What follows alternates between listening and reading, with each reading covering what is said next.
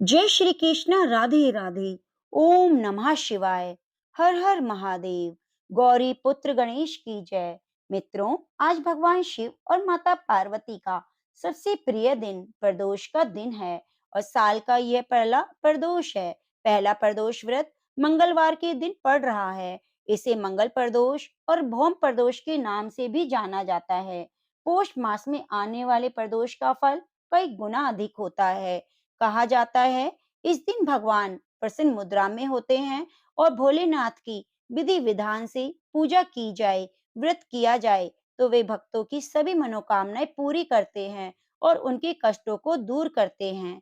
प्रदोष व्रत बिना कथा के अधूरा माना जाता है, इसलिए पूजा के दिन प्रदोष व्रत कथा अवश्य ही श्रवण करनी चाहिए।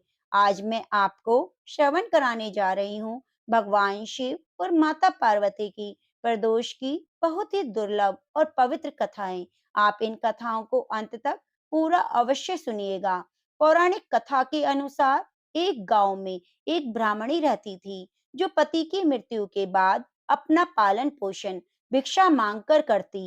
एक दिन जब वह भिक्षा मांगकर वापस लौट रही थी तो उसे रास्ते में दो बालक दिखे जिन्हें वह अपने घर ले आई, उनका पालन पोषण करने लगी। जब वे दोनों बालक बड़े हो गए तो ब्राह्मणी दोनों बालकों को लेकर ऋषि सांडिल्य के आश्रम में चली गई, जहां ऋषि सांडिल्य ने अपने तपोबल से बालकों के बारे में पता कर कहा, हे देवी, ये दोनों बालक विदर्भ राज के राजकुमार हैं। गंधर्व नरेश के आक्रमण से इनके पिता का राजपाट छिन गया है। ब्राह्मणी और राजकुमारों ने विधि विधान से प्रदोष व्रत किया। फिर एक दिन बड़े राजकुमार की मुलाकात अंशुमति से हुई। दोनों एक दूसरे को चाहने लगे। तब अंशुमति के पिता ने राजकुमार की सहमति से दोनों की शादी कर दी। फिर दोनों राजकुमारों ने गंधर्व पर हमला किया और उनकी जीत हुई। इसके बाद युद्ध में अंशुमति के पिता ने राजकुमारों की मदद की। दोनों राजकुमारों को अपना सिंहासन वापस मिल गया और गरीब ब्राह्मणी को भी एक स्थान मिल गया, जिसके उसके सभी दुख दूर हो गए। राजपाट मिलने के बाद वह प्रदोष व्रत करता रहा, जिससे उन्हें संपत्ति मिली और जीवन में खुशहाली मिली। उसने परम पद को प्राप्त किया। जो मनुष्य प्रदोष काल में अथवा नित्य इस कथा का श्रवण करता है वह निश्चय ही सभी कष्टों से मुक्त हो जाता है और परम पद का अधिकारी होता है। ओम नमः शिवाय। हर हर महादेव। सूत जी बोले, अब मैं मंगल त्रयोदशी प्रदोष व्रत की विधि विधान कहता हूँ। मंगलवार का दिन सभी कष्टों को दूर करने वाला है। इस व्रत में एक समय व्रती को गेहूं और गुड़ का भोजन करना चाहिए। इस व्रत को करने से मनुष्य सभी पापों और रोगों से मुक्त हो जाता है। इसमें किसी भी प्रकार का संशय नहीं है। अब मैं आपको उस बुढ़िया की कथा सुनाता हूँ जिसने यह व्रत किया और मोक्ष को प्राप्त हुई। अत्य प्राचीन काल की घटना है। एक नगर में एक बुढ़िया रहती थी। उसके मंगलिया नाम का एक पुत्र था। वृद्धा को हनुमान जी पर बड़ी श्रद्धा थी। वह प्रत्येक मंगलवार को हनुमान जी का व्रत रखकर यथाविधि उनको भोग लगाती। इसके अलावा मंगलवार को एक ना तो घर लीपती और ना ही मिट्टी खोदती। इसी प्रकार से व्रत रखते हुए जब उसे काफी दिन बीत गए तो हनुमान जी ने सोचा कि चलो आज इस वृद्धा की श्रद्धा की परीक्षा करें। वे साधु का वेश बनाकर उसके द्वार पर जा पहुंचे और पुकारा, कोई है जो हनुमान जी का भक्त हो और हमारी इच्छा को पूरी करे। वृद्धा ने यह पुकार सुनी तो वह बाहर आई और बोली, महाराज क्या आज्ञा है। साधु वेशधारी हनुमान जी बोले, मैं बहुत भूखा हूँ, भोजन करूंगा, तू थोड़ी सी जमीन लीप ले। वृद्धा बड़ी दुविधा में पड़ गई। अंत में हाथ जोड़कर प्रार्थना की, हे महाराज, लीपने और मिट्टी खोदने के अतिरिक्त आप जो काम कहेंगे मैं करने के लिए तैयार हूँ। साधु ने 3 बार परीक्षा करने के बाद कहा, तू अपने बेटे को बुला, मैं उसे औंधा लिटाकर उसकी पीठ पर आग जलाकर भोजन बनाऊंगा। वृद्धा ने सुना तो पैरों तले की धरती खिसक गई, मगर वह वचन हार चुकी थी। उसने मंगलिया को पुकार कर साधु महाराज के हवाले कर दिया, मगर साधु ऐसे ही मानने वाले ना थे। उन्होंने वृद्धा के हाथों से ही मंगलिया को औंधा लिटाकर उसकी पीठ पर आग जलवाई। आग जलाकर दुखी मन से वृद्धा अपने घर के अंदर जा घुसी। साधु ने उस बुढ़िया को बुलाकर कहा कि वह मंगलिया को पुकारे ताकि वह भी भोजन कर ले। वृद्धा ने आंखों में आंसू भरकर कहा, अब उसका नाम लेकर मेरे हृदय को और ना दुखाओ। लेकिन साधु महाराज ना माने। वृद्धा को भोजन करने के लिए मंगलिया को पुकारना ही पड़ा। पुकारने की देर थी कि मंगलिया बाहर से हंसता हुआ घर में दौड़ा आया। मंगलिया को जीता जागता देखकर वृद्धा को बहुत हैरानी हुई। वह साधु महाराज के चरणों में गिर पड़ी। साधु महाराज ने उसे अपने असली रूप में दर्शन दिए। हनुमान जी को अपने आंगन में देखकर वृद्धा को लगा कि उसका जीवन सफल हो गया और वह परम धाम को प्राप्त हुई। जो मनुष्य प्रदोष काल में या अथवा नित्य ही इस कथा का श्रवण करता है, वह निश्चय ही सभी कष्टों से मुक्त हो जाता है और अंत में उस बुढ़िया की तरह ही परम पद का अधिकारी होता है। ओम नमः शिवाय। हर हर महादेव। आज मैं आपको सुना रही हूँ शिव पुराण की कथा। कहा जाता है प्रदोष के दिन शिव पुराण की कथा का श्रवण करने से हमारी सभी कष्ट दूर हो जाते हैं और भगवान शिव का पद प्राप्त होता है। शिव पुराण की कथा के अनुसार एक बार वाशकल नामक गांव में बिनु नाम का ब्राह्मण रहता था। वह बड़ा ही दुरात्मा और महापापी था। उसकी स्त्री बहुत सुंदर थी, लेकिन वह कुमार्ग पर ही चलता। उसकी पत्नी का नाम चंचुला था। वह सदैव धर्म के पालन में लगी रहती। इस तरह कुकर्म में लगे हुए उस ब्राह्मण के साथ उसे बहुत वर्ष बीत गए। अपने धर्म के नष्ट होने के डर से कभी भी अपने धर्म से वह विचलित नहीं हुई। लेकिन उसका पति तो दुराचारी था, इसलिए दुराचारी पति की आचरण से प्रभावित होकर वह स्त्री भी अपने पति की तरह ही दुराचारिणी हो गई। बहुत समय बीत जाने के बाद वह दूषित बुद्धि वाला दुष्ट ब्राह्मण समय के अनुसार मृत्यु को प्राप्त होकर नरक में चला गया। बहुत दिनों तक नरक के दुख भोगकर वह पापी एक भयंकर पिशाच हो गया। दूसरी तरफ उस दुराचारी पति की मृत्यु के बाद चंचुला बहुत समय तक अपने पुत्रों के साथ अपने घर में ही रहती। एक दिन ईश्वर कृपा से वे अपने भाई बंधुओं के साथ एक तीर्थ क्षेत्र में चली गई।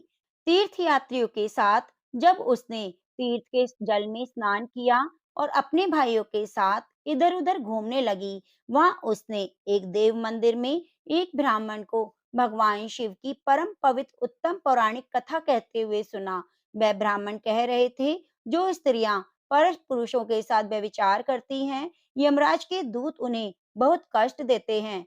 ऐसा सुनकर चंचुला भय से कांपने लगी। उसने विचार किया, उसने तो अपने पति के साथ बहुत पाप किए, तो उसे भी उन पापों का दंड भोगना पड़ेगा। इसके बाद उसे चैन नहीं आया। उसने उस ब्राह्मण से विनती की, हे प्रभु, मेरे ऊपर आप कृपा करें और मेरा उद्धार करें। मैं आपके प्रवचन सुनकर भय से कांप रही हूँ और इस संसार में मुझे वैराग्य हो रहा है। मैंने जीवन भर दुराचार किया। न जाने मेरे मरने के बाद मुझे कैसी-कैसी घोर यातनाएं सहन करनी पड़ेंगी।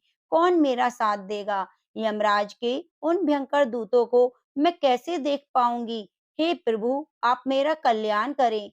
चंचुला के इन वचनों को सुनकर ब्राह्मण बोले, हे चंचुला, यह तो बहुत बड़े सौभाग्य की बात है कि भगवान शंकर की कृपा से शिव पुराण की कथा को सुनकर तुम्हारा मन समय पर ही सावधान हो गया। उसके बाद ही पाप करने वाले पापियों के लिए ये सबसे बड़ा प्रायश्चित है। साधु संतों ने भी पश्चाताप को ही समस्त पापों का नाश करने वाला बताया है। पश्चाताप से ही पापों की शुद्धि होती है। जो पश्चाताप करता है वही समस्त भय से मुक्त होकर निर्भय हो जाता है। इसलिए ब्राह्मण पत्नी, तुम विषयों से अपने मन को हटाओ और भक्ति भाव से भगवान शंकर की इस पावन कथा को सुनो। इस कथा को सुनने से तुम्हारे चित्त की शुद्धि होगी और तुम्हें मोक्ष की प्राप्ति हो जाएगी। ऐसा सुनने के बाद उस चंचुला ने भगवान शिव पुराण की कथा को सुनने की इच्छा से मन में उस ब्राह्मण देव की सेवा का संकल्प लिया और उन्हीं के साथ रहने लगी। उसके बाद शुद्ध बुद्धि वाले उस ब्राह्मण ने उस स्त्री यानी चंचुला को शिव पुराण की समस्त कथा सुनाई। उसके बाद समय का चक्र पूरा होने के बाद भक्ति, ज्ञान और वैराग्य से युक्त चंचुला ने अपने शरीर को बिना किसी कष्ट के त्याग दिया। जैसे ही चंचुला ने अपने शरीर को त्यागा, भगवान शंकर का भेजा हुआ दिव्य विमान वहां पहुंच गया और भगवान शंकर के गणों ने चंचुला को उस विमान पर बिठाया और शिवलोक में ले गए। वह दिव्य रूप धारिणी दिव्यांगना हो चुकी थी। चंचुला ने वहां साक्षात भगवान शंकर को देखा। उनके 5 मुख थे, हर मुख में उनकी 3 आंखें थीं। मस्तक पर चंद्रमा सुशोभित हो रहा था। उन्होंने अपने बाईं ओर माता पार्वती को बिठा रखा था। उनका सारा शरीर भस्म से भाषित था। शरीर पर श्वेत वस्त्र शोभा पा रहे थे। इस प्रकार उज्जवल भगवान शंकर का दर्शन करने के बाद वह ब्राह्मण पत्नी बहुत खुश हुई। उसने महादेव और पार्वती जी को प्रणाम किया। उसकी आंखों से अश्रुओं की अविरल धारा बहने लगी। संपूर्ण शरीर में रोमांच पैदा हो गया और माता पार्वती भगवान शंकर ने बड़ी करुणा से अपने पास बुलाया, उसकी ओर देखा और माता पार्वती ने चंचला को प्रेम पूर्वक अपनी सखी बना लिया। ओम नमः शिवाय। हर हर महादेव। जो मनुष्य प्रदोष काल में अथवा नित्य इस कथा का श्रवण करता है, वह सभी कष्टों से मुक्त हो जाता है और परम पद को प्राप्त होता है। प्रेम से बोलिए शिव शंकर भगवान की जय, माता पार्वती की जय। बहुत समय पहले की बात है। किरातों के नगर में एक ब्राह्मण रहता था जो ज्ञान में अत्यंत दुर्बल, दरिद्र, रस बेचने वाला और वैदिक धर्म से विमुख था। वह स्नान संध्या आदि कर्मों से भ्रष्ट हो गया और वैश्यवृत्ति में रहने लगा। उसका नाम देवराज था। वह अपने ऊपर विश्वास करने वाले लोगों को ठगा करता। उसने ब्राह्मणों, क्षत्रियों, वैश्यों, शूद्रों और दूसरों को भी अनेक बहाने से मारकर वहां उनका धन हड़प लिया, परंतु उस पापी का थोड़ा सा भी धन कभी धर्म के काम में नहीं लगा। वह वैश्यगामी और सभी प्रकार के आचार से भ्रष्ट था। एक दिन घूमता घामता वह देव योग से जूझी प्रयाग प्रतिष्ठानपुर पहुंच गया। वहां उसने एक शिवालय देखा। जब बहुत से साधु महात्मा एकत्र हुए, देवराज उस शिवालय में ठहर गया, किंतु वहां उस ब्राह्मण को ज्वर आ गया। उस ज्वर से उसकी पीड़ा होने लगी। वहां एक ब्राह्मण देवता शिव पुराण की कथा सुना रहे थे। ज्वर में पड़ा हुए देवराज ब्राह्मण के मुखार बिंद से निकली हुई उस शिव कथा को निरंतर सुनता रहा। 1 मास के बाद वह ज्वर से अत्यंत पीड़ित होकर चल बसा। यमराज के दूत आए, उसे पाशों से बांधकर बलपूर्वक यमपुरी ले गए। इतने में ही शिवलोक से भगवान शिव के पार्षदगण आ गए। उसके गौर अंग कपूर के समान उज्जवल थे। हाथ में त्रिशूल सुशोभित हो रहे थे। उनके संपूर्ण अंग भस्म से लगे हुए थे। रुद्राक्ष की मालाएं उनके शरीर की शोभा बढ़ा रही थी। वे सबके सब क्रोध पूर्वक यमपुरी में गए और यमराज के दूतों को मार पीट कर बारंबार धमकाकर उन्होंने देवराज को उसके चंगुल से छुड़ा लिया और अत्यंत अद्भुत विमान पर बिठाकर जब वे शिवदूत कैलाश जाने को उद्यत हुए, उस समय यमपुरी में बड़ा कोलाहल मच गया। उस कोलाहल को सुनकर धर्मराज अपने भवन से बाहर आए। साक्षात दूसरे रुद्रों के साथ प्रतीत होने वाले उन चारों दूतों को देखकर धर्मज्ञ धर्मराज उनका विधि पूर्वक पूजन करने लगे। ज्ञान दृष्टि से देखकर सारा वृतांत जान लिया। उन्होंने भय के कारण भगवान शिव के उन महात्मा दूतों से कोई बात नहीं पूछी, उल्टे उन सब की पूजा और प्रार्थना की। उसके बाद वे शिवदूत चले गए और वहां पहुंचकर उन्होंने उस ब्राह्मण को दया सागर श्याम सदाशिव के हाथों में दे दिया। प्रेम से बोलिए भगवान शिव की जय। ओम नमः शिवाय। एक बार महर्षि नारद जी धरती पर घूम रहे थे। रास्ते में उन्हें वक्रासुर नाम का राक्षस मिला। नारद मुनि को देखते ही उसने कहा, मैं आपसे कुछ सलाह लेना चाहता हूँ। आप मुझे बताइए कि ब्रह्मा विष्णु महेश में कौन सा देवता जल्दी खुश हो जाता है। महर्षि नारद जी बहुत सोचने के बाद बोले, वैसे तो तुम तीनों महादेवों में से किसी की भी तपस्या कर सकते हो, लेकिन ब्रह्मा और विष्णु जी जल्दी प्रसन्न नहीं होते। उनके लिए बहुत वर्षों तक कठिन तपस्या करनी पड़ती है। यह भी हो सकता है कि तुम्हारी आयु पूरी हो जाए, लेकिन तपस्या पूरी ना हो। भगवान शंकर ही एक ऐसे हैं जो थोड़ी सी आराधना से प्रसन्न हो जाते हैं। वे अपने भक्त की इच्छा पूरी करने के लिए सोच विचार नहीं करते। वक्रासुर ने भगवान शंकर की आराधना करने का फैसला लिया और हिमालय के केदार क्षेत्र में जाकर आराधना करने लगा। यज्ञ, जप, तप, ध्यान सब प्रकार से वह पूजा पाठ करने लगा। कुछ दिनों के बाद उसने सोचा, मैं शरीर और प्राण को ही भगवान शिव को अर्पित कर देता हूँ। ऐसा सोचकर वह अपने शरीर का मांस काट काट कर यज्ञ कुंड में डालने लगा। लेकिन भगवान शिव प्रसन्न नहीं हुए।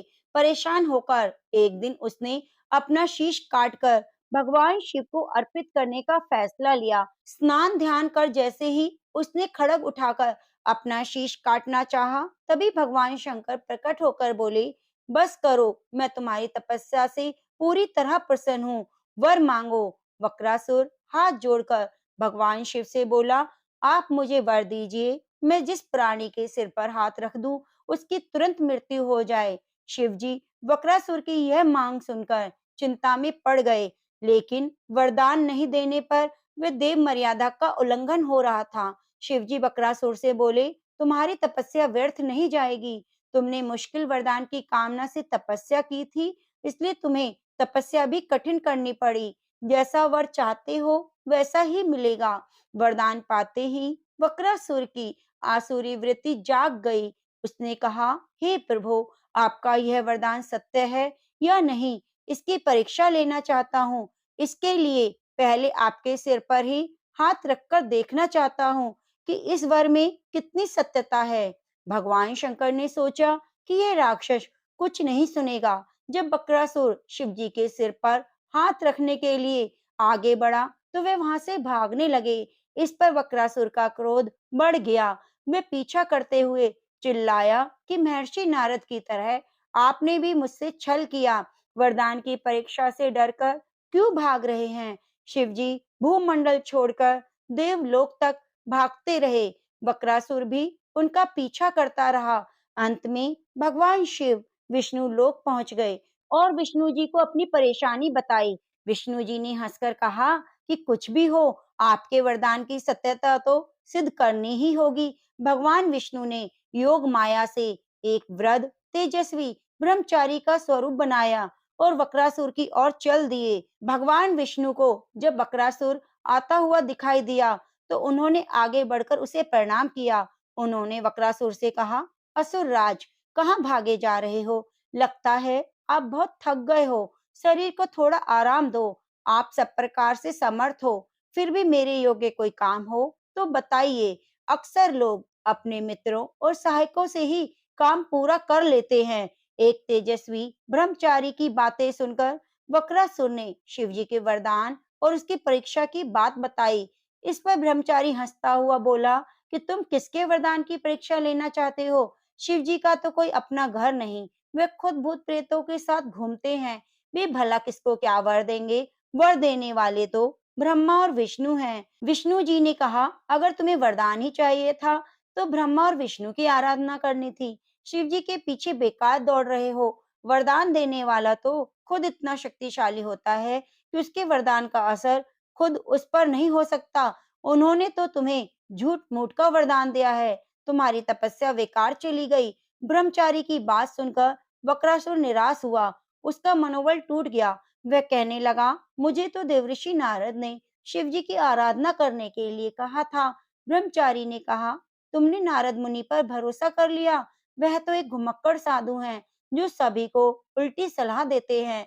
अगर तुम्हें मेरी बात पर भरोसा नहीं, तो अपने सिर पर हाथ रखकर देख लो, कैसे शिव जी ने तुम्हें झूठा वर देकर बहकाया है। बकासुर का मनोबल पूरी तरह टूट गया। उसे ब्रह्मचारी की बात पर भरोसा हो गया कि शिवजी ने उसके साथ छल किया है। उसका विवेक नष्ट हो गया। उसने वरदान की सत्यता का परीक्षा लेने के लिए अपना हाथ अपने ही सिर पर रख दिया और सिर पर हाथ रखते ही भयंकर अग्निपुंज प्रकट हुआ।